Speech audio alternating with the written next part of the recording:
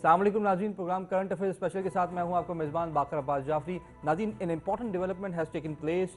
57% growth has been recorded in the tax collection in the month of April. Prime minister of Pakistan ने FBR को सराहा है। इसके ऊपर अगर आप क्वांटम देखें तो 384 बिलियन रुपीस कलेक्ट हुए अप्रैल के महीने में, और अगर इसको कंपेयर किया जाए पिछले साल अप्रैल के महीने में तो वो 240 बिलियन रुपीस थे। अगर ओवरऑल जुलाई टू अप्रैल रवा माली साल का टोटल किया जाए तो that is 3780 billion rupees.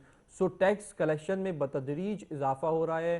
Large sector manufacturing का डेटा ग्रेजुअली इंप्रूव होता चला गया। हमने देखा है कि इंडस्ट्रियल प्रोडक्शन इंप्रूव हो रही है। जो लिस्टेड कंपनी के कॉर्पोरेट रिजल्ट्स आ रहे हैं, जो मार्च एंडिंग के क्वार्टर के रिजल्ट्स आए हैं, वो भी रिकॉर्ड हाई आए हैं। तो overall economic recovery financial results में भी दिख रही है, लार्ज सेक्टर मैन्युफैक्चरिंग ग्रोथ में भी दिख रही है, और उसी के साथ हम देख रहे हैं कि FBR फाल होकर टैक्स कलेक्शन में भी ग्रेजुअली इंप्रूवमेंट ला रही है। सो ओवरऑल टैक्स कलेक्शन पे आज बहुत ही डिटेल डिस्कशन होगी और उसके साथ ओवरऑल इकोनॉमी के आउटलुक के बारे में बात करेंगे। हमारे साथ बहुत ही एक्सक्लूसिव पैनल ऑफ गेस्ट मौजूद हैं। मैं अपने राइट से तारुफ कराना चाहूँगा मलिक नईम अवान साहब, जो कि बिजनेसमैन हैं, हमारे प्रोग्राम में शामिल होते हैं, खासतौर पर जेम्स के ऊपर भी गहरी नजर रखते हैं, apart from the general business issues as well. बहुत बहुत शुक्रिया सर प्रोग्राम में शामिल होने का।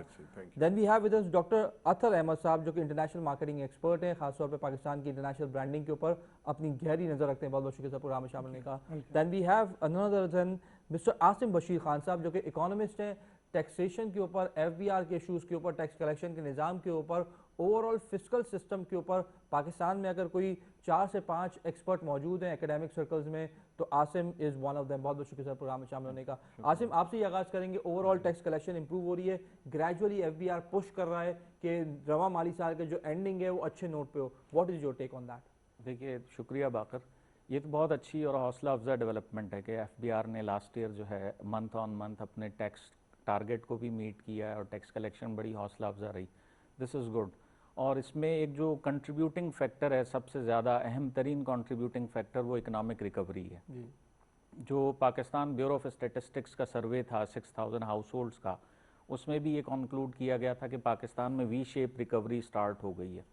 एक ये इम्पॉर्टेंट कंट्रीब्यूटिंग फैक्टर है इसमें। और दूसरा फैक्टर जो FBR ने 236W रिवोक किया था, कंस्ट्रक्शन इंडस्ट्री में अगर आप पैसा लगाते हैं तो आपसे सोर्स नहीं पूछी जाएगी, इस तरह की और डेवलपमेंट्स थी उन्हें इनकरेज करने के लिए। सो कंस्ट्रक्शन इंडस्ट्री के बैकवर्ड एंड फॉरवर्ड लिंकेजेस बहुत ज़्यादा हैं। ठीक है। तो जब कंस्ट्रक्शन इंडस्ट्री वाइब्रेंट होती है तो ऑटोमेटिकली एक इकोनॉमिक एक्टिविटी, इकोनॉमिक ग्रोथ आपको नज़र आती है। ये दो मेजर कंट्रीब्यूटिंग फैक्टर हैं। इसके अलावा कुछ और बैकग्राउंड कंट्रीब्यूटिंग फैक्टर्स हैं जिनकी तरफ हमारी नज़र ज़्यादा नहीं होती। जी बताइए ज़रा। मसलन जो गवर्नमेंट ने बिजली की कीमतों में इजाफा किया, गैस की कीमतों में इजाफा किया। आप देखिए बिजली के बिल के ऊपर GST होता है परसेंटेज वाइज। तो अगर आप पर यूनिट कॉस्ट बढ़ा देते हैं बिजली की कंज्यूमर एंड पर, ऑटोमेटिकली टैक्स कलेक्शन बढ़ जाएगी।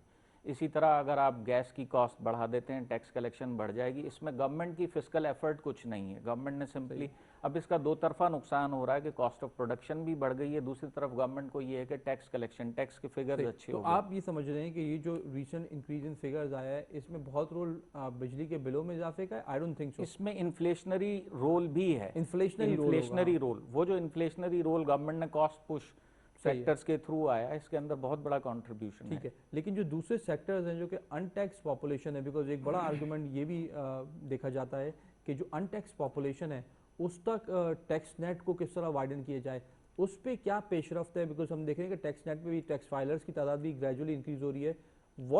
How do you see the overall system in terms of tax collection? देखिए, ये तो ज़रूरी है कि आपको टैक्स कलेक्शन का नेट बढ़ाना पड़ेगा और नंबर ऑफ टैक्स फाइलर्स बढ़ाने पड़ेंगे। गवर्नमेंट ग्रेजुअली इस पर काम कर रही है, लेकिन लास्ट ईयर चूँकि रिसेशन था कोविड क्राइसिस की वजह से, तो टैक्स फाइलिंग के अंदर काफ़ी डिले हुआ, बहुत सारा सिस्टमेटिक डिले हुआ, and that has a particular reason. ठीक है, वो हुआ और उसका एक सनद जवाज़ मौजूद है, क्योंकि इतना बड़ा क्राइसिस था इकॉनमी के अंदर। लेकिन गवर्नमेंट की कोशिश है। अब इस कोशिश के सिलसिले में देखिए, एक बात समझनी चाहिए हमें कि पाकिस्तान की इकॉनमी ऑलरेडी ओवर टैक्सड है।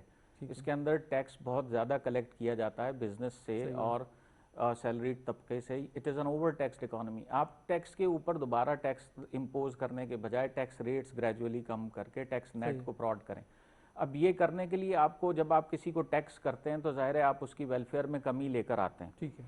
तो कोई आपको क्यों विलिंगली या वॉलंटरीली रजाकाराना तौर पर कोई क्यों टैक्स दे? उसके लिए गवर्नमेंट को कुछ ऐसा मैकेनिज्म रखना चाहिए या होना चाहिए।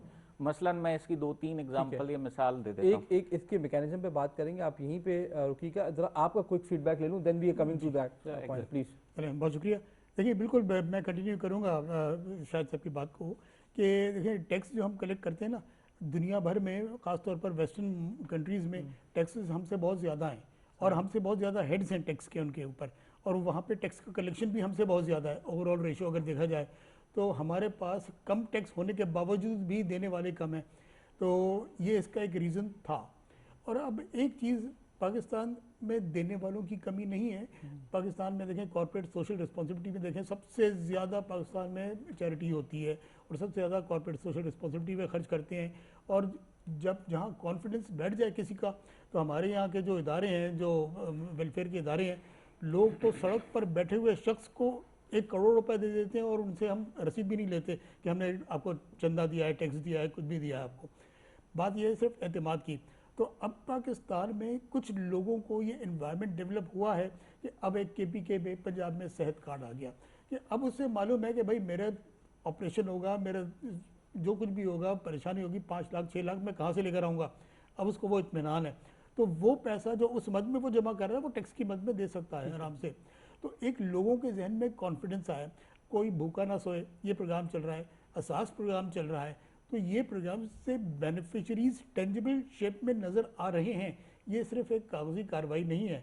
तो अब जब किसी को एक चीज़ नज़र आ रही है, जब मुझे मालूम है कि भाई ये मेरा खर्चा होगा और ये खर्चे के लिए यहाँ से मैं पैसे मिल जाएंगे, तो फिर मुझे इतनी फ़िक्र नहीं होगी। तो जब फिक्र नहीं होगी तो मैं बखुशी पैसे उस तरफ जमा कराऊंगा।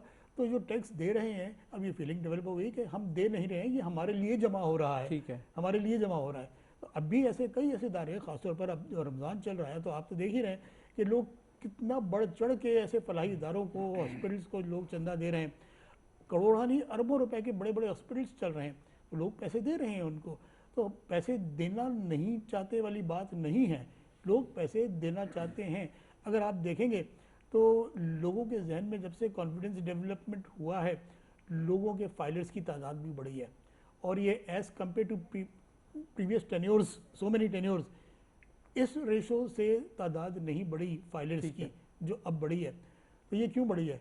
तो लोग टैक्स नेट में आ रहे हैं। अब और बात है कि इसको मैनेजमेंट को इतना ज़्यादा प्रोफेशनल और टेक्निकल करना है कि इसमें कई सर्विसेज का सेक्टर है, एग्रीकल्चर का सेक्टर है और कई ऐसे सेक्टर्स हैं, तो उनको लाना चाहिए, खासतौर पे सर्विस सेक्टर्स को हमारे पास। आपके पॉइंट को आगे बढ़ाऊंगा मलिक साहब। टैक्स के बेनिफिट और टैक्स देना, ये दोनों साथ साथ चाहता है कंज्यूमर या सिटीजन कि हमें वो मिलते हुए दिखें। जैसे उन्होंने KPK की मिसाल दी कि अब हेल्थ इंश्योरेंस आ गई है, तो आप जब टैक्स देते हैं आपको पता है कोई नागाहानी आफत आई तो state is there to indemnify you against possible losses that may incur. How do you see कि यहाँ पे कल्चर किस तरह मजीद फ़रोग दिया जाना चाहिए? देखिए, थैंक यू वेरी मच। मैं शाह साहब की बात को सेकंड करते हुए मैं एक बात आपको बताऊं कि दुनिया में जितने भी तरक्की याफ्ता ममालिक हैं, उनका जो टैक्स नेटवर्क जो होता है वो उनकी इकॉनमी पे बेस करता है, जो उनके मेजर इकॉनमी पोर्शंस जो होते हैं ना। सही सही। और 2 तरह की इकॉनमी होती है, एक तो आपके रिजर्व की सूरत में होती है, एक प्रोजेक्ट की सूरत में होती है। जो रिजर्व की सूरत में इकॉनमी होती है वो जल्द फ्लैट हो जाती है, जो है कि कोई ऐसा र्यूमर्स आ जाता है, कोई ऐसे क्राइसिस मुल्क के अंदर आ जाते हैं तो वो बहुत जल्दी फ्लैट्स होती है। जो प्रोजेक्ट की सूरत में होती है वो इकॉनमी इतनी जल्दी फ्लैट्स नहीं होती है। हमारे यहाँ बदनसीबी ये रही है कि हमेशा टैक्स नेटवर्क बढ़ाने के लिए पीपल टू पीपल्स फैसिलिटेट जो है नहीं किया गया या उसकी डेवलपमेंट्स को ग्रोथ में नहीं लाया गया, बल्कि क्या किया गया कि उसके जो यूटिलिटीज़ की सूरत में जो चीज़ें जो हैं उनके ऊपर कई सरचार्जेस, कई एक्स्ट्रा टैक्सेस लगा के उन्होंने अपना टैक्स नेटवर्क जो है उन्होंने बढ़ा लिया है। आज भी जिस तरह अभी अतर साहब फरमा रहे थे कि लोग काफ़ी सारे टैक्स नेटवर्क में आए हैं, लोग काफ़ी सारे टैक्स नेटवर्क में जो आए हैं वो क्यों आए हैं? वो FBR की बदमाशी की वजह से भी आए हैं। मतलब है कि जो लोग, अब आप ये देखें कि एक शख्स का 10 लाख रुपया बैंक अकाउंट्स के अंदर पड़ा हुआ है। ये शुरू की बात मैं आपको बता रहा हूँ। 10 लाख रुपए पड़ा है, वो 10 लाख भी उसको उसके अजीज़ों कारब दोस्तों ने दिए क्योंकि उसको कैंसर था, बीमार था वो। तो सबने क्या किया कि उन्होंने कहा कि यार इससे पैसे कलेक्ट करके दिए जाएंगे, अपना इलाज करा ले। तो वो क्या हुआ कि एफबीआर ने बगैर नोटिस के उनका अकाउंट मुजम्मद कर दिया और जनाब अली वो 10 लाख रुपए, उन्होंने ये नहीं पूछा कि ये 10 लाख रुपए आपके पास कहाँ से आए हैं। हालांकि स्टेट रिस्पॉन्सिबल है ना, जैसे अभी हेल्थ कार्ड की इन्होंने बात की है, तो हेल्थ कार्ड जो वो केपीके में इशू हुआ है, हेल्थ कार्ड, और बाकी इधर उधर कहीं नहीं इशू हुआ। अच्छा, बाकी इधर उधर लेकिन भी आ रहे हैं, हमारे यहाँ मसला सारा ये कि देखें, एक तो दो जो चीजें हैं इनकी, एक तो आपकी जो ब्लैक मनी जो है ना, उसको अगर पाकिस्तान के अंदर आपने वाइट करना है तो उसका बेहतरीन वे जो है कंस्ट्रक्शन प्रोजेक्ट का उसका वे है कि आपकी ब्लैक मनी टोटल देखिए आपकी वो वाइट, तो आपको टोटल एक वाइट होती है। इंसेंटिवाइजेशन आपने दिया हाँ। और बाकायदा एक टाइम फ्रेम में करके कि अगर कोई है तो आप, वो तो सिर्फ आप नहीं बता रही है, तो गवर्नमेंट ने बोला है कि अगर आपके पास अनडिक्लेयर्ड वेल्थ है तो उसको वो करें। नहीं तो मतलब एग्जैक्ट इसमें आपने देखे ना, जब आप मखसूस टाइम के लिए ब्लैक को आप व्हाइट की तरफ लेके जा रहे हैं, सिस्टम में आएंगे किसी तरह से? नहीं, वही मैं कह रहा हूँ, जब ब्लैक को आप व्हाइट की तरफ लेके जा रहे हैं, उसको एक वे दे रहे हैं, उसको एक प्रोजेक्ट दे रहे हैं कि आप इस प्रोजेक्ट में इन्वेस्टमेंट करके तो आपका ब्लैक जो व्हाइट हो जाएगा। लेकिन आपने जो ग्राउंड रियलिटीज जो है उसको मद्देनजर रखा है कि एक आम आदमी को जो है कि इससे एक आम आदमी को कोई फर्क पड़ेगा, उसकी जिंदगी में कोई फर्क पड़ेगा। आपके यहाँ जो है कि आपने एक तरफ तो ये कर दिया, आपने कंस्ट्रक्शन होगी, थोड़ा सा ओवरऑल कंस्ट्रक्शन सेक्टर में एक्टिविटी आएगी, जीडीपी में शेयर बढ़ेगा, जॉब्स क्रिएट होंगी, कंस्ट्रक्शन एलाइड इंडस्ट्रीज चलेंगी, मसला ये फर्क तो पड़ेगा सर, मसला ये है कि ब्लैक मनी पीछे छुपा रहेगा, उससे क्या फर्क पड़ेगा? हमने 12 महीने पहले जो है हमने जो कंस्ट्रक्शन शुरू की थी वो 72,000 पर टन आयरन के हिसाब से हमने स्टार्ट किया था, ठीक है कि नहीं। एक साल के अंदर अभी 152 रुपीस पर टन जो है कि वो आपका आयरन सरिया जो चला गया है। क्यों बढ़ा है? आपकी फिजिबिलिटी कैसे, मैं यही तो चीज कह रहा हूँ कि वो बड़ा क्यों है, आप मुझे बताइए। बड़ा इस वजह से कि गवर्नमेंट ने जो है कि ग्राउंड रियलिटीज को मद्देनजर रखते हुए जो जो इंडस्ट्री उसके साथ रिलेटेड है, सबसे पहले तो दुनिया में जो है कि ये किया जाता है कि वो रिलेटेड इंडस्ट्रीज और रिलेटेड जो डिपार्टमेंट्स हैं उनके लिए स्ट्रेटेजी रिफॉर्म की जाती है कि आया ये कंटिन्यूस उसी तरह चले, लेकिन आपका स्क्रैप जो है वो बाहर से नहीं आया। आप मैं आपको इसका रीजन बताता हूँ। वो इसलिए बढ़ा है कि there is huge demand side push. नहीं सर, अगर आप सीमेंट सेक्टर के पिछले 2 क्वार्टर्स के मालियाती नताइज उठा लें लिस्टेड कंपनीज के, तो आपको सीमेंट की सेल्स के अंदर 100% से ज्यादा इजाफा नजर आएगा। नहीं सर, तो जब डिमांड आ रही है और सेल्स बढ़ रही है तो डिमांड साइड सर मैं इस पे एग्री इस वजह से नहीं करूंगा कि 2200 किलोमीटर आपका मोटरवे बना है, 2200 किलोमीटर, इतनी बड़ी तो कंस्ट्रक्शन बूम नहीं आया हमारा कि जनाब अली हमारे रेट इस कदर ये सीमेंट किधर बिके हैं? माय क्वेश्चन इज कि आप जो फाइनेंशियल रिजल्ट्स अगर कंपनी के देखें, अगर आप एक्सपोर्ट हो रहा है ना सर, नहीं लोकल प्रोडक्शन इतनी हो रही है, लोकल में भी लग रहा है। अगर आप लिस्टेड कंपनीज देखें, लिस्टेड कंपनीज, स्टील सेक्टर के आप लिस्टेड कंपनीज के रिजल्ट निकाल के देख लें और उनके पिछले साल के मुकाबले में अभी लेटेस्ट जो क्वार्टर आए इसके रिजल्ट का मवाजना कर लें, सेल्स हो रही है भाई। सर अगर एग्रीकल्चर इंडस्ट्री में अगर आपने लोगों को फैसिलिटेट करना है, लोगों को इस महंगाई के बूम से बचाना है, तो सबसे हमारा बहुत बड़ा एग्रीकल्चर इंडस्ट्रियल मुल्क है। हम कोई भी टॉपिक नहीं है हमारा, टॉपिक बड़े पैमाने पे इस पे काम नहीं कर पाए। जरा अगर ये बताइएगा, let's come back to the topic कि जो टैक्स कलेक्शन में 2 अहम रिफॉर्म्स हमने देखा कि पिछले शब्बर साहब भी लाने की कोशिश कर रहे थे कि NIC से लिंक कर दें आपके NTN नंबर या को 50,000 रुपए तो हाँ, या एक स्लैब बना दें। हाउ इम्पोर्टेंट इट इज कि यहाँ से एक माइलस्टोन तो अचीव हो गया है, लेकिन अगले साल IMF ने भी एक बड़ा टैक्स का टारगेट आपको दिया है, उसको अचीव करने के लिए मजीद क्या इकदाम करने की दरकार है, जरा बताइए। ठीक है, IMF का जो टैक्स टारगेट्स होते हैं तो बहुत ओवर एम्बिशियस और बहुत हाई टैक्स टारगेट वो आपको देते हैं और बहुत ही स्ट्रिंजेंट रिफॉर्म्स प्रपोज करते हैं। रिफॉर्म कोई भी गवर्नमेंट करे, ये गवर्नमेंट करे, इससे पिछली कोई गवर्नमेंट करे, रिफॉर्म्स आर ऑलवेज पेनफुल। वो एक जैसे लास्ट गवर्नमेंट में इसहाक डार साहब ने ये किया था, फाइलर्स एंड नॉन फाइलर्स की डिस्क्रिमिनेशन की थी। Now that's a very good idea. आपने पूरे टैक्स सिस्टम में ये डिस्क्रिमिनेशन कर दी कि कितने लोग फाइलर्स हैं, एक्टिव टैक्स पेयर्स हैं, एक्टिव टैक्स एमनेस्टी भी लेकर आए थे, एमनेस्टी भी एग्जैक्टली एमनेस्टी भी लाए थे।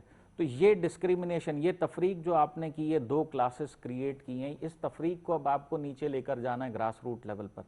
This is the first way. किस तरह, मिसाल के तौर पर जो गवर्नमेंट के बेहतरीन इदारे हैं जहाँ पर हेल्थ की, एजुकेशन की या कोई और सर्विसेज प्रोवाइड की जाती हैं, वहाँ पर आप फाइलर्स एंड नॉन फाइलर्स के लिए प्रेफरेंशियल ट्रीटमेंट अकॉर्ड करें फाइलर को। फाइलर ने पैसा दिया है जिससे हॉस्पिटल्स चल रहे हैं, NICVD चल रहा है। अब आप देखिए एज अ केस इस बात को ले लें, एक फाइलर वहाँ पर गया और वो अपना दिल पकड़ कर बैठा है, उसके पैसे से नॉन फाइलर लाइन में पहले लगा हुआ है, ठीक है, फाइलर के पैसे से वो हॉस्पिटल चल रहा है, फाइलर रियासत का बोझ उठा रहा है, लेकिन प्रेफरेंशियल ट्रीटमेंट मिलना चाहिए। इसी तरह इमिग्रेशन लाइंस में, बैंकों के अंदर, कहीं भी फाइलर को कोई ना कोई ऐसा और इसके लिए किसी पैसे की जरूरत नहीं है। तो वो कहते हैं ना, make this painful for the non filers. जैसे बाहर कनाडा में भी हम देखते हैं, अगर आप चालान काट दें तो उसके बाद आपकी इंश्योरेंस 3 गुना महंगी हो जाती है जी, अगर ट्रैफिक के चालान कर it is painful for points खत्म हो जाते हैं। आपके लाइसेंस के 12 पॉइंट्स जो होते हैं वो अगर उड़ जाए, 6 पॉइंट भी उड़ जाए तो बड़ी मुश्किल से आप इक्वल कर पाते हैं। बिल्कुल सही कह रहे हैं। तो पेनफुल बना देते हैं वो कि अगर आप कानून पे नहीं चलते तो आपको बहुत पेन होगा अगले 2-3 सालों तक। बिल्कुल। इसी तरह आप देखें, अब जो आपने कंस्ट्रक्शन सेक्टर के अंदर जो बूम आया है, कंस्ट्रक्शन सेक्टर की वजह से इकोनॉमिक एक्टिविटी हो रही है, इसमें स्पेकुलेटिव टेंडेंसी भी है। अब स्पेकुलेटिव जो नॉन फाइलर्स टेंडेंसी से कर रहे हैं, नॉन फाइलर के ऊपर कैपिटल गेन 2% है और फाइलर के ऊपर 1% है। तो पहले तो आपको ये करना चाहिए, पेनलाइज करें नॉन फाइलर्स को। भाई वो बार बार एक प्रोजेक्ट है या प्रॉपर्टी है, उसे सेल कर रहे हैं, उसे प्रॉफिट गेन कर रहे हैं, आप उन्हें 5-10% पर टैक्स करें। अब FBR की जो फिलॉसफी है ऑफ टैक्सेशन, उसके अंदर इतने डिज़ाइन में बहुत से फ्लॉज हैं। मिसाल के तौर पर लास्ट ईयर ये किया, बैंकों में जो आपको प्रॉफिट मिलता है सेविंग्स पर, उस पर 10% टैक्स था। सही है। वो FBR ने, बैंक 10% पे काट रहे थे, FBR ने अपने लॉ में उसे 15% कर दिया। इसका मतलब आप लोगों को ये कह रहे हैं कि बैंकिंग सिस्टम से आप अपनी सेविंग्स निकालें और जुआ खेलें, यानी स्पेकुलेटिव काम करें, सट्टे की जो टेंडेंसीज होती हैं इकोनॉमी के अंदर, आप रिस्की एसेट्स में जाएं, प्लॉट में लगाएं, सोने में लगाएं। अब जो बैंकिंग सेक्टर में पैसा होगा उसी को हुकूमत इस्तेमाल कर सकती है ना। प्लॉट में जो पैसा इन्वेस्ट होगा, जो पैसा सोने में इन्वेस्ट होगा, वो गवर्नमेंट के किसी काम का नहीं है। तो वो तो जो फिक्स इनकम में भी होता है वो गवर्नमेंट इस्तेमाल करती है, तो उसकी भी तो रियल वैल्यू डिक्रीज करके आवाम को इन्फ्लेशन की सूरत में वापस कर देती है। मतलब दोनों सूरतों में नुकसान ही है ना। दोनों सूरतों में, आम डिपॉजिटर का तो दोनों सूरतों में नुकसान है। दोनों सूरतों में नुकसान है। तो डिपॉजिटर ने, जिसने साल भर अपना पैसा रखा है, वो 2.5% ज़कात दे रहा है, 15% ये दे रहा है, उसका जो एक्चुअल रिटर्न है वो नेगेटिव हो गया। और अगर इन्फ्लेशन को माइनस कर दें तो नेगेटिव गया, नेगेटिव रिटर्न 4 से 5% नेगेटिव रिटर्न है आम डिपॉजिटर का, नेगेटिव रिटर्न पर आ गया। तो उसको क्या इंसेंटिव है? ये तो जिसे ये बात पता नहीं होगी वो बैंकों में होल्ड करेगा इस पैसे को। फिर दूसरा FBR जो है, GST ऑन गुड्स जो है, इस पर जो टैक्स चोरी है उसको रोकने में बड़ी हद तक नाकाम रहा है। पाकिस्तान में जितनी प्रोडक्शन हो रही है वो प्रोडक्शन सप्रेशन का एक फिनोमेना है कि हाफ ऑफ द प्रोडक्शन बाकायदा फॉर्मल मार्केट्स में आती है, टैक्स लगकर, और उस पर GST पेड होता है, और उन्हीं फैक्ट्रीज की बहुत सारी प्रोडक्शन इनफॉर्मल मार्केट में जाती है, उन पे GST स्टैंप नहीं होता। अब FBR में इतनी वर्कफोर्स नहीं है, FBR में ऐसा कोई सिस्टम नहीं है, इनको पकड़ने के लिए एक ऑडिट का निज़ाम है, FBR के पास इतनी वर्कफोर्स नहीं है कि वो उसको पकड़ सके। अब ये मैं ज़ाती तौर पर समझता हूँ कि सूबों को इस सिलसिले में हेल्प करनी चाहिए FBR की। सारी प्रोडक्शन फैसिलिटीज जिन सूबों में जो FBR ने इक़दाम उठाए, जिसमें जितने रिटेल आउटलेट्स के ऊपर अपना सिस्टम को इनकॉर्पोरेट किया, how do you see that particular action? बिल्कुल ठीक है कि रिटेल आउटलेट्स पर अगर नॉन फाइलर्स आ रहे हैं उन पर FBR ने चेक्स लगाए, लेकिन there is no check. At source collect करके वहीं सिस्टम से इंटीग्रेट कर दिया FBR। बिल्कुल सिस्टम से इंटीग्रेट किया, लेकिन उसके अंदर फाइलर एंड नॉन फाइलर, उसमें फाइलर का भी टैक्स डिडक्शन होगी और नॉन फाइलर की भी। वो तो सिंपल। अब ये फाइलर के लिए डिसइंसेंटिव है कि फाइलर को 1 साल बाद जाकर वो अपना क्लेम में दाखिल करना पड़ेगा और उसे बताना पड़ेगा कि जी मेरा ये वहाँ पर रिटेल आउटलेट पर एट सोर्स टैक्स कट गया। फाइलर का कटना ही नहीं चाहिए। फाइलर, अब इसका मतलब ये कि मेरी डिस्पोजेबल इनकम, अगर मैं फाइलर हूं तो डिस्पोजेबल है ही नहीं। सही है। इसका दूसरे लफ्जों में मतलब ये है, सही है, कि मैंने वहां पर टैक्स दे दिया है, मैं फाइलर हूं, उसके बावजूद भी मैं और जगह पर टैक्स दे रहा हूं। एक्चुअल देखा जाए तो देखें, कोई भी गवर्नमेंट जो है वो सिर्फ टैक्स के ऊपर नहीं चलती है, उसके अंदर प्रोजेक्ट होते हैं जो फंड जनरेट करते हैं। अब फॉर एग्जांपल मैं आपको एक मिसाल देता हूँ, हमारे यहाँ एक डिपार्टमेंट होता था PTCL, सही है, टेलीकम्युनिकेशन का डिपार्टमेंट था ना। सही है। अच्छा, उसकी फंड जनरेशन इतनी ज़्यादा थी, इतनी हाईएस्ट रेट थे उसके, और माशाल्लाह मतलब है कि बहुत ज़्यादा फंड जनरेट किया करता था। और आपने देखा होगा कि लोग के पास एक बहुत बड़ा एक प्रोजेक्ट होता था कि यार हमारा टेलीफोन लग जाए और जनाब वाली बिल आता। अच्छा, वो टोटली क्या होता था, सुबह से शाम तक यूं समझे कि आपका नोट प्रिंट करने की मशीन लगी होती थी ठकाठक।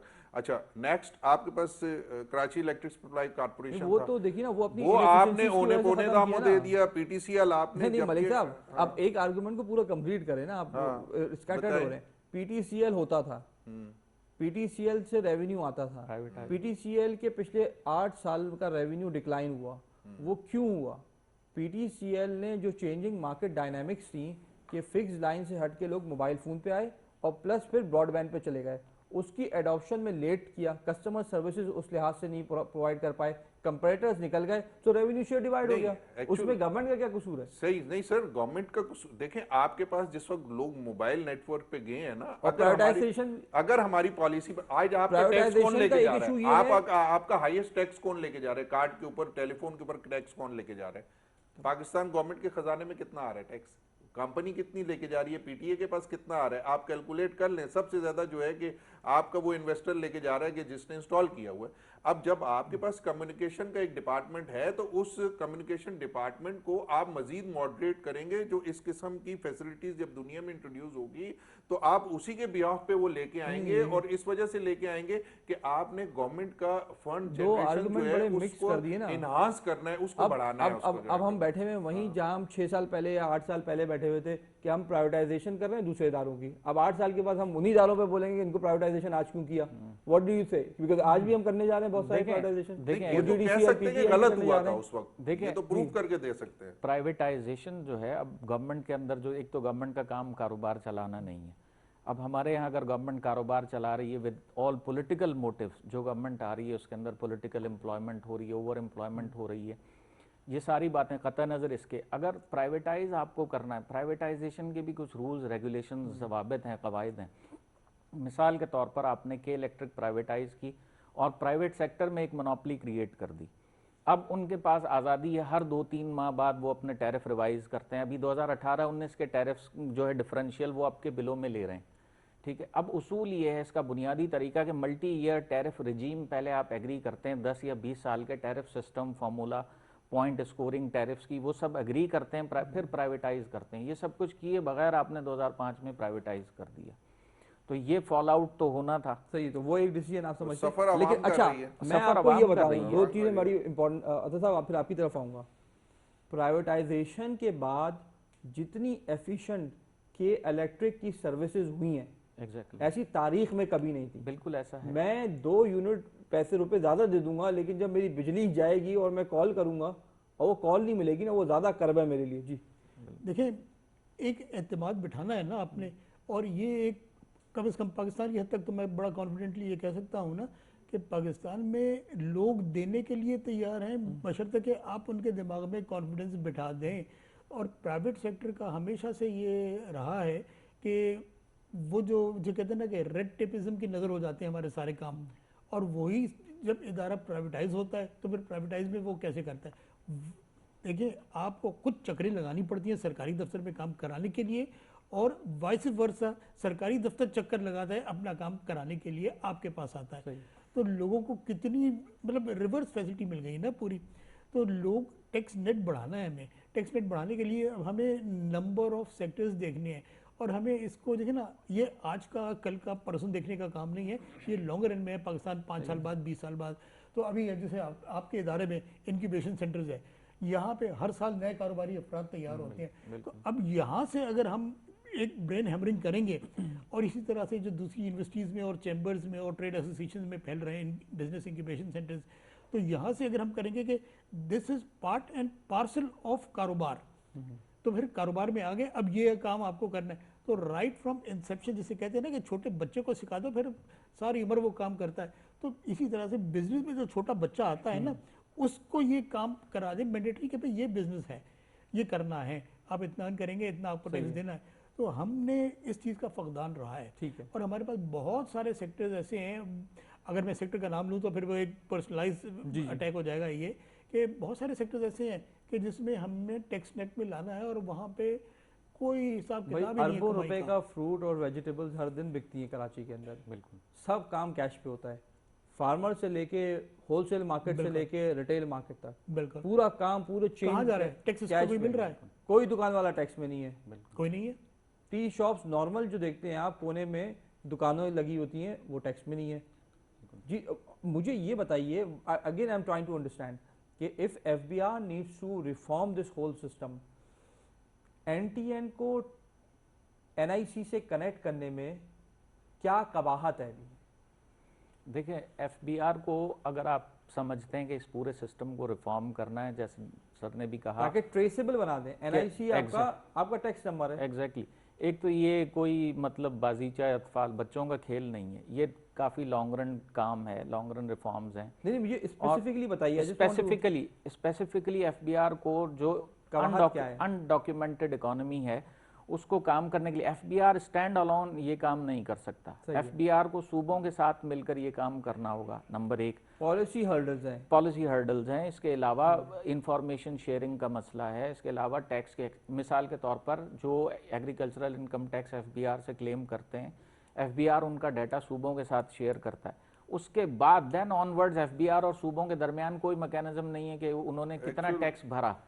मसला यही हुआ है। अच्छा, अब आप देखिए, अगर आप फार्म लेवल पर कोई फार्म आउटपुट पर टैक्स लगाना चाहते हैं तो पाकिस्तान में फार्म लेवल पर फार्म गेट प्राइस किसी भी इदारे में किसी भी जगह मॉनिटर नहीं होती। सही है। आपके पास रिटेल प्राइसेस होती हैं एग्रीकल्चरल गुड्स की, होलसेल प्राइसेस होती हैं, आड़ती की प्राइस होती है, फार्म से किस प्राइस पर निकला है आउटपुट, ठीक है। तो ये नहीं है। दो चीजें इंपॉर्टेंट हाईलाइट की हैं, टेक्नोलॉजिकल कंस्ट्रेंट है, इंटीग्रेशन नहीं है एपीआईज की, दूसरा रेगुलेटरी कंस्ट्रेंट है। रेगुलेटरी कंस्ट्रेंट सर आप बोलिए। देखिए, सबसे पहले जो लेजिस्लेशंस वगैरह जो होती है, कानून साजी जो होती है, कानून साजी जब की जाती है और वो भी नेशनल सतह पे, तो उसके लिए पहले स्ट्रेटजी भी रिफॉर्म की जाती है और ऐसे इकोनॉमिस्ट और ऐसे स्टेक होल्डर्स लोगों को बुला के डिस्कस किया जाता है। अब जैसे आसिम बशीर ने कहा है कि एफबीआर का और सूबों का आपस में कनेक्शन जो है बहुत वीक है, कोऑर्डिनेशंस नहीं है, क्योंकि पॉलिसीज़ जो है वो जब तक दोनों आपस में कोऑपरेट नहीं करेंगे तो टैक्स नेटवर्क इन्हांस नहीं होगा। अब 18 अमेंडमेंट्स जो हमारी अप्रूव हुई है, और 18 अमेंडमेंट्स अप्रूव होने से पहले कोई ऐसी स्ट्रेटजी नहीं बनाई गई थी कि हमने आपस में ब्रिज कैसे बनाना है, जो है ना इस तरह। अब वो ये है कि 18 अमेंडमेंट्स में बहुत सारी चीज़ें तो अप्रूव हो गई हैं, सूबों के पास सूबाई खुद मुख्तियारी आ गई है, लेकिन जो फेडरल गवर्नमेंट है, फेडरल गवर्नमेंट के पास क्या क्या इख्तियारात हैं, वो इख्तियारात भी क्लियर नहीं हुए। दूसरी बात एक और आपको बताऊं मैं कि हमारी सबसे बड़ी बदनसीबी ये है कि हमें टैक्स इन्हांस करने के लिए, टैक्स लगाने के लिए हमें एडवाइस करने वाले इनसाइड भी बहुत सारी कुव्वतें हैं, और आउटसाइड इतना बड़ा वर्ल्ड बैंक और आईएमएफ है जो आपको पूरी की पूरी लिस्ट दे देता है कि जनाब आपने ये टैक्सेस जो हैं अब इनको बढ़ा दें, अब 300 से इनको 400 या 440 पे कर दें। लेकिन क्या है कि वो जो 440 पे आप करेंगे, वो जो हम जैसे टैक्स पेयर जो है ना, हम जैसे हम पे बोझ पड़ रहा है वो हम दे रहे हैं। वो अभी आपने कहा ना कि इतनी आम का जो एक दुकान रिटेलर है वो कर रहा है तो उसका कोई टैक्स नेटवर्क में वो नहीं आया हुआ है। यही तो फ्लॉस है सारी। अगर आपने देखें, आप कहते हैं कि आपका कार्ड जो है, नंबर जो है वो ये आपका एनटीएम नंबर हो, लेकिन मसला ये है कि अगर वो आपका एनटीएम नंबर ना भी हो तो दुनिया में सोशल सिक्योरिटीज का नंबर्स होते हैं जो गवर्नमेंट की तरफ से दिए जाते हैं कि ये हमारा टैक्स पेड है, और वही जिस वक्त आप किसी भी डिपार्टमेंट में लेके जाते हैं, फॉर एग्जांपल आप बैंक में चले गए, आपने हाउस परचेज करना है और आपने जिस वक्त अपना नंबर दिया और नंबर जिस वक्त नेट पे उन्होंने चेक किया कि ये बहुत क्लियर बंदा है और टैक्स पे कर रहा है, तो वो ठग करके उन्हें किसी की गारंटी की जरूरत नहीं कि आपको बुलाएंगे, अत्तर साहब को बुलाएंगे कि आप गारंटी दें। एक तो फायदा ये होगा एनटीएन को एनआईसी से मिलाने में कि इंस्टेंटली आप नॉन फाइलर बन जाएंगे। एग्जैक्टली सही है ना। पहले दिन आपका एनटीएन, अभी तो ये होता है हमारा एनटीएन नहीं बना, एक आर्गुमेंट होता है कि हमारा एनटीएन नहीं बना, सॉरी। तो जब आपका एनआईसी आपका एनटीएन होगा तो पहले दिन ही आपका, जिस दिन एनआईसी बनेगा उस दिन आप नॉन फाइलर बन जाएंगे। तो जब कोई भी जवान का एनआईसी बनेगा 17-18 साल में, तो उसे पता होगा कि नॉन फाइलर के क्या नुकसानात हैं, तो पहले साल से ही वो फाइल करना शुरू कर देगा। यही चीज है। देखें, अभी आप यही बात कर रहे हो, आपका जोर इसी के ऊपर है कि हमें एक ऐसा नेटवर्क बनाना चाहिए कि जिसमें हर बंदा टैक्स नेटवर्क में आ जाए। आपके पास पूरे पाकिस्तान में आज तक कोई ऐसी एडवाइजरी कमेटी है जो यह भी डिजाइन करे कि जनाब अली हमने बिजनेस ग्रोथ को कैसे बढ़ाना है, हमने लोगों को रोजगार कैसे मुहैया करना सब है, किया था, इसके but लिए that's कोई स्ट्रेटेजी नहीं बनाता कि हमने लोगों को रोजगार कैसे मुहैया करना ये है। नहीं हमने बनाते, आगे ये देखे ना, बिल्कुल। हम मैं इसका जवाब दूं आपको, जनाब। आपकी बात बिल्कुल सही है 100%, इसमें कोई क्लेम नहीं कर सकता कि आप गलत करें, लेकिन बात ये है ना कि अब हमारे पास अगर हम देखें पिछले 25 साल का नहीं, पिछले 50 साल का अब अगर हम मुआवजा करें तो पाकिस्तान में कितनी कमर्शियल ग्रोथ हुई है। मतलब अगर एक बहुत बड़ा सेक्टर होता है दुनिया भर में, टूरिज्म सेक्टर, हॉस्पिटैलिटी सेक्शन, आखिरी पाकिस्तान का सबसे बड़ा कमर्शियल शहर कराची, कराची बिजनेस हब है पाकिस्तान का। पाकिस्तान में आखिरी 5 स्टार होटल जो है वो बनी थी 35 साल पहले। तो 35 साल पहले पूरे कराची में 1000 कमरे नहीं है 5 स्टार, ठीक है ना। जबकि अगर हम किसी दूसरे मुल्कों का मुआवजा करें तो पहले नहीं, चौथे पांचवें छठे ये के एक एक शहर में 100 5 स्टार होटल्स हैं। तो अब बात दरअसल ये है कि क्यों इन्वेस्टमेंट नहीं हुआ, इसलिए नहीं हुआ कि रिक्वायरमेंट नहीं हुई। क्यों रिक्वायरमेंट नहीं हुई, इसलिए कि इतनी ग्रोथ नहीं हुई। तो ग्रोथ करने के लिए अब हमें हमारे चैलेंजेस को मीट करने के लिए अब जैसे हम जैसे लोगों को जो हम बिजनेस एडमिनिस्ट्रेशन की तालीम देते हैं, कि हमारे पास पढ़ने वाले वो लोग होते हैं जो बिजनेस करना है, तो बिजनेस उन्होंने करना है, उन्होंने टैक्स देना है। तो बात ये है कि अब जो ट्रेंड शुरू हो रहा है, जिनको इनके इदारे ने शुरू किया है, अब दूसरी यूनिवर्सिटीज़ जो मेरी जैसी छोटी यूनिवर्सिटी भी शुरू कर रही है और दूसरे भी शुरू कर रहे हैं कि बिजनेस इंक्यूबेशन सेंटर्स बनाएं। तो बिजनेस इंक्यूबेशन सेंटर्स में जब वो वहाँ से निकल के आ रहे हैं ना, तो ये बिल्कुल वो है कि जो एक मुस्तनद तरबियत लेकर उस काम में दाखिल हो रहे हैं। ये एक जो कोई काम करता है ना और वो जब उसकी बाकायदा ट्रेनिंग लेकर आता है ना, तो वो एज़ कम्पेयर टू अदर्स वो ज़रा तेज़ी से शूटअप करता है। तो वो बिजनेसमैन जो इंक्यूबेशन सेंटर से ट्रेंड होकर बाहर निकल रहा है, तो उसे बिजनेस के सब इन्स एंड आउट्स पता होते हैं। और एक सवाल का जो मैं आपको जवाब देना चाहता हूँ कि ये जो हम बात करते हैं कि 18th अमेंडमेंट के बाद, 18th अमेंडमेंट जो है ना ये एक पॉलिटिकल इशू है, और हमारे पास 18th अमेंडमेंट का इस्तेमाल ज़्यादा हम पॉलिटिकल अपोजिशन और फेवरेटिज्म के लिए करते हैं।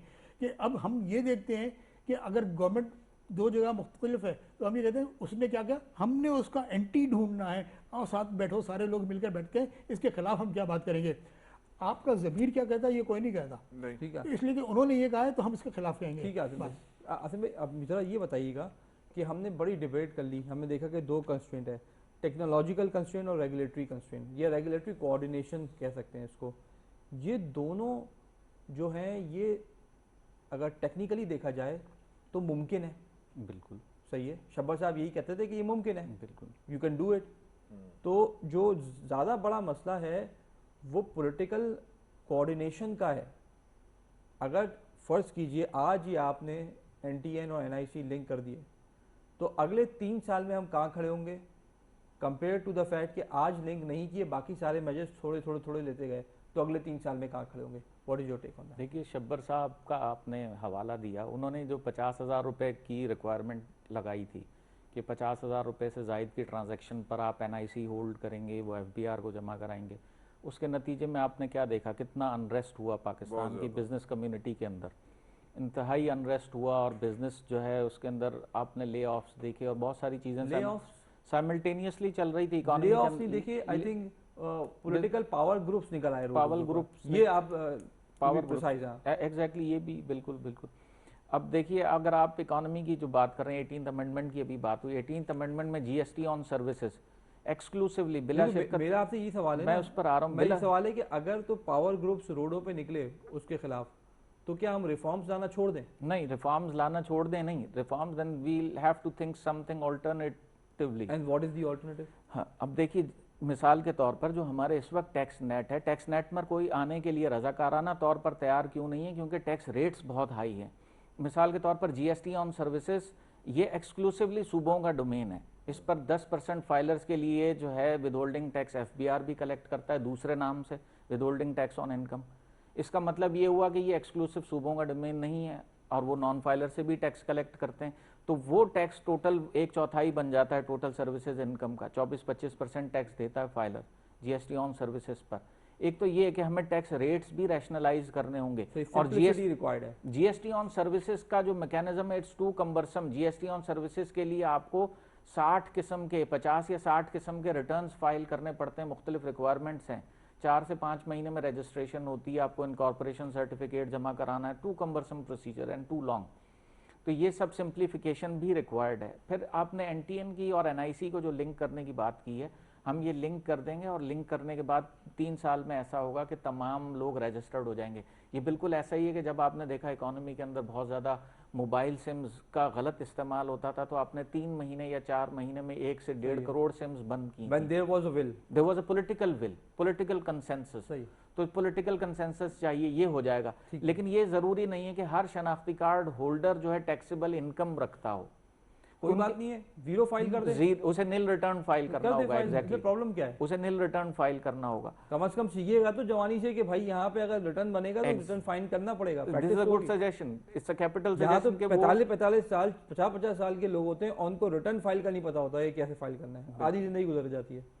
फिर एफबीआर का भी ये सिलसिला है कि एफबीआर वाले अगर किसी को स्क्रूटनी में खोलते हैं किसी का केस, तो उन पर बेजा हैरेसमेंट करते हैं। हाँ, ये एक इशू खत्म होना चाहिए। सही अच्छा, अब क्या है, क्योंकि ये इशू ऑटोमेटेड होना चाहिए। ये कि अगर आपके अगेंस्ट कोई complaint, human interaction human interaction, ये सब डिजिटाइज्ड होना चाहिए। कंप्लेंट जनरेट हुई है वो ऑटोमेटेड हो और ऑटोमेटेड आंसर फाइल हो। आप एआई के थ्रू, आर्टिफिशियल इंटेलिजेंस के थ्रू एग्जामिन करें ये बात सच है या नहीं डेटा। वो एग्जामिन करने के बाद आप इस नतीजे पर पहुंचेंगे फिजिकल इंटरेक्शन करना है या नहीं।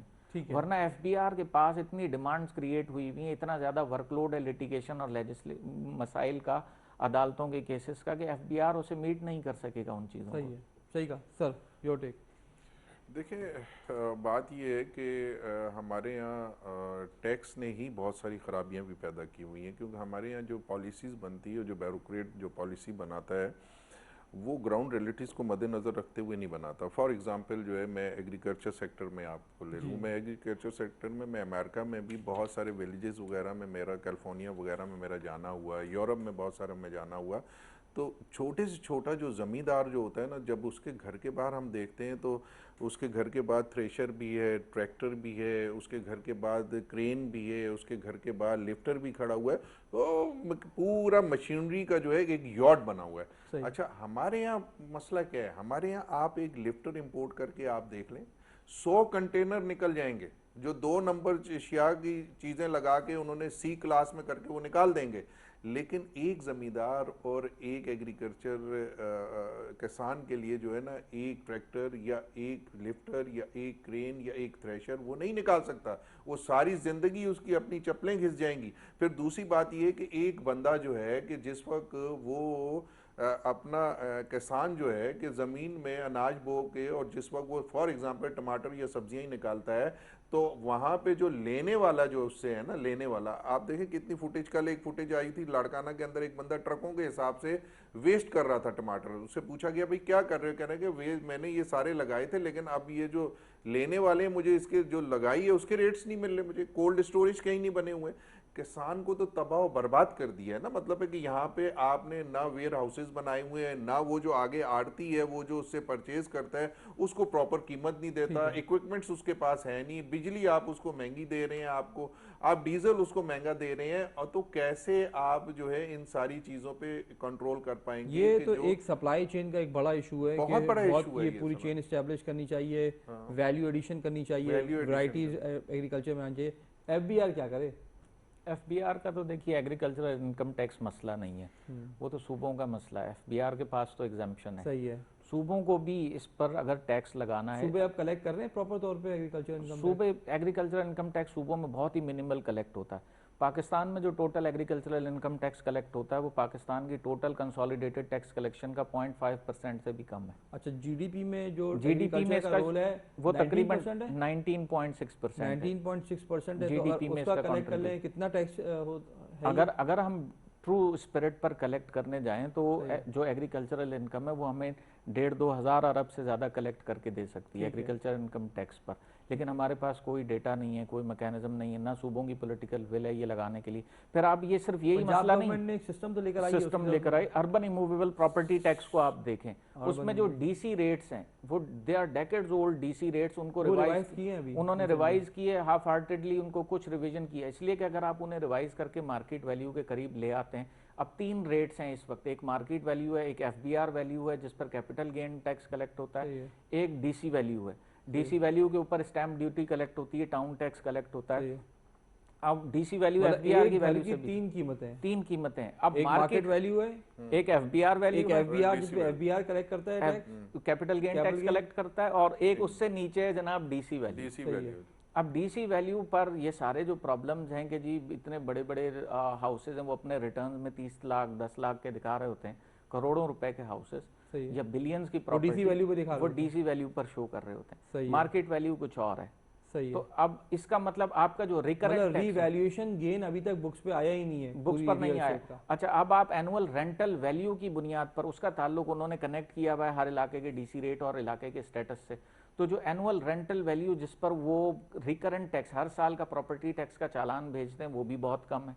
सही है, अब ये जो सिस्टम था यूलब्रिच ने डिफाइन किया है, केस स्टडी में बहुत अच्छा समझाया कि कैलिफोर्नियन गवर्नमेंट ने इस प्रॉब्लम के साथ कैसे डील किया।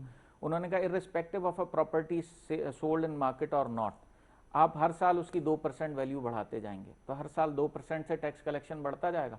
हमारे यहाँ तो ये रेट्स फिक्स्ड हैं सही और है, फिक्स्ड हैं फॉर लॉन्ग, तो अब आपकी टैक्स कलेक्शन में क्या इंप्रूवमेंट होगी जब। ठीक है, और फिर ये जो ब्लैक की प्रॉपर्टी को होल्ड करने का भी एक जरिया है, ब्लैक के पैसे को होल्ड करने सही है। का। तो आप भी फ्यूडल सिस्टम को आप ब्रेक नहीं कर सकते ना किसी सूरत में। और अब बड़ा जो यहाँ पर बिजनेसमैन जो है, ताजिर जो है, एग्रीकल्चरलिस्ट जो है, वो फ्यूडल है।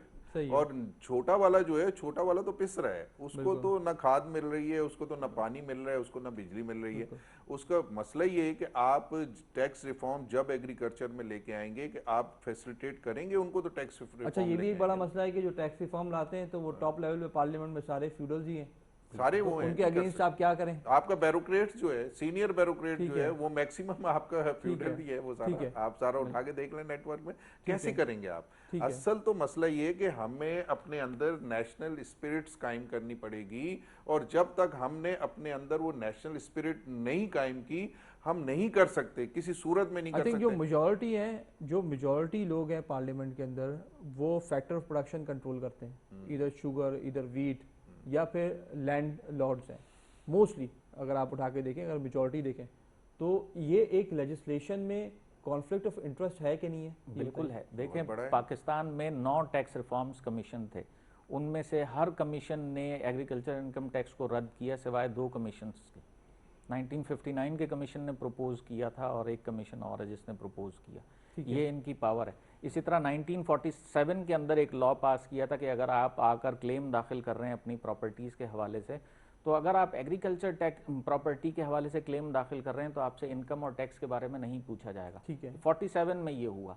और अगर आप अदर देन एग्रीकल्चर किसी प्रॉपर्टी के बारे में क्लेम दाखिल कर रहे हैं, कमर्शियल है, तो आप अपनी वहाँ की इनकम और वहाँ के जो भी सोर्सेज हैं और रजिस्ट्रेशन और वहाँ के सारे कागजी कार्रवाई सब जमा कराएंगे। ठीक है। तो ये ये एक देखिए, ये आप कब से dichotomy चल है। रहा है, एग्जैक्टली एक डायकॉट।